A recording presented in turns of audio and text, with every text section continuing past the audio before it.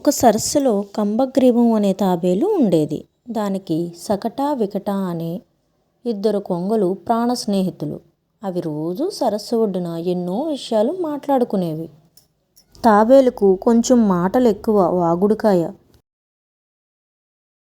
సంకటా వికటా ఈరోజు మనం ఏం మాట్లాడుకుందాం? కంబగ్రీవం, నీకు కథలు చెప్పమావా? అవును. ఒక ఏడాది వర్షాలు లేక సరస్సు ఎండిపోవడం మొదలవుతుంది. కొంగలు వేరే చోటుకు వెళ్ళాలని నిర్ణయించుకున్నాయి.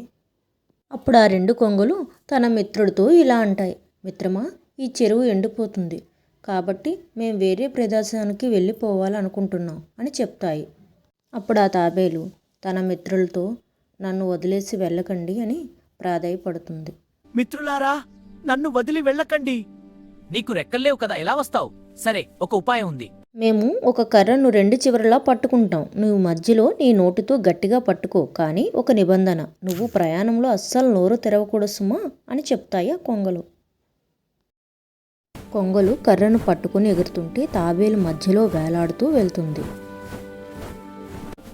అవి అలా ఆ ప్రదేశం నుంచి వేరే ప్రదేశం వెళ్ళడం కోసం ఎగురుతూ వెళ్తుంటాయి. అలా కొండలు, అడవులు దాటుకుంటూ ప్రయాణం చేస్తాయి. అలా వెళ్తూ ఉండగా ఒక గ్రామం వస్తుంది. ఆ గ్రామం మీదుగా వెళ్తుంటాయి. అదిగో, ఆకాశంలో కొంగలు ఎగురుతున్నాయి. ఆ వింతను చూసిన ప్రజలు ఆనందంతో కేకలు వేస్తారు. అది చూసిన తాబేలు అసలే వాగుడికాయ కదా, తను కూడా అరుద్దామని చెప్పేసి నోరు తెరుస్తుంది. ఇంకేముంది, వెంటనే అంత ఎత్తు నుంచి ధాబ్మని కిందకు పడిపోతుంది. ఈ కథలో నీతి: మన మంచి కోరి మన స్నేహితులు మనకి ఏదైనా విషయం చెప్తే దాన్ని పాటించాలి.